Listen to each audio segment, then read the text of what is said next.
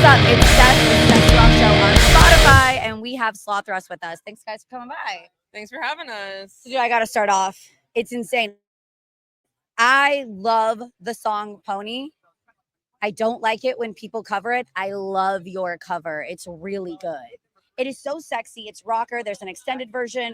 The music video, you're just like a glittery person. It's very sexualized. That's my cup of tea. There's things spewing out of your mouth. How did you come up with this? The creative idea for it? Oh man. Okay. Well, the inception of that whole video is that I took a special interest in slow motion and really wanted to use this camera called the Phantom that can get like hyper slow motion. And I really liked seeing the shapes that water can take that we can't really access when we're, normally looking at liquid. So that was kind of the initial idea.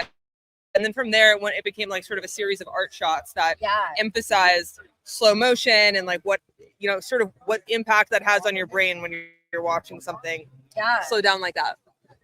When the balloon's popping, was it supposed to pop on both of you guys, or was it only supposed to pop on one of you? Okay, so what happened with that is the wrong balloons were purchased. Those were not water balloons. Those were regular balloons. And so we tried it a few times and they didn't pop at all, which was insane. And so ultimately I had a tack wedged in my hair. No. Like, did you duct tape it? How did it stay?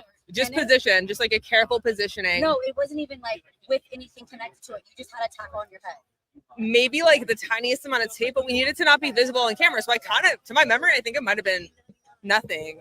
And then, but we couldn't do that for him. Yeah, nothing to hide it behind. There's no hair to put it on. Nope. So that's what happened there. That mine ultimately broke, and on like take 3, and then his never broke. But we had a whole scene we shot for it where we were like pelted with all these balloons, and How long did it take? Oh my god. Well, I didn't know I was doing traumatic memory. I thought it was a cool shot. It didn't.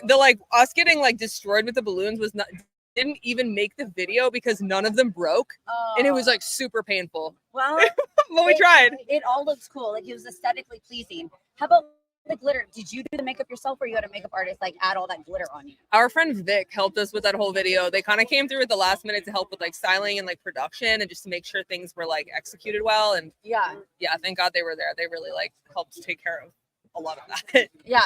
And then why Pony? Like, what was you just dug that song? You're like, this is it. Yeah, we both grew up listening to like a lot of 90s R&B and hip hop. That's just always been something we've loved. And we like doing sort of hot takes on songs in different genres. And without that one, we always talked about that'd be really fun to do like a maximalist hard rock version of it. I dig it. And you guys have played with DWP a lot. You guys have been at Aftershock a lot. Like, do you have a favorite festival to play so far, or a favorite venue? Ooh, a favorite festival, a favorite venue. You guys play a lot. Yeah, I mean, these festivals have all been great. The one that sticks out to me was Bottle Rock, mostly just because the food was like elevated to the point of, the weather is great, the food is great, but food is also awesome here. I'm all about the food. The catering, you know what's funny? This is day 4, and I'm hearing the most that the catering is the best, and it's so bomb at this festival. It's been really good. It's just like extra good. What makes it stand out?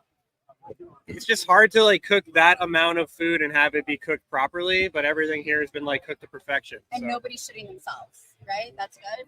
So far, so good. So far, so good. So what's coming up with Slothrust? What are we looking forward to? Oh, well, we've been on a 7-week-long tour opening for Bad Flower. And Bad Flower will be here later today.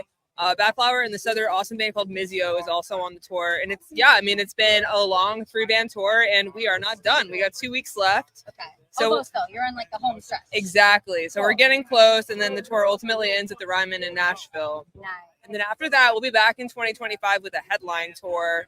And we're still doing the 10-year anniversary tour of our record, Of Course You Do. So we'll do a big sort of like, month-long-ish tour starting in January into February, and mostly in the Southeast, but all the way up to Baltimore. So Okay. Why Southeast? Just because you're from the East Coast, right? Yeah. So just like a lot of fans in the Southeast, so you haven't really like jumped there recently a lot? Or? We've actually done the rest of the country on the cycle already. So this is like the final, in theory, the final part of the tour, and we've hit almost everywhere else. We've done a ton of dates. Yeah. So this is kind of just like the last section of the country that we hadn't made it to on the cycle. That's sick. I legit. And then new record after that. So 2025, you think new record? Hopefully. Okay. Fingers crossed. Are you guys writing right now?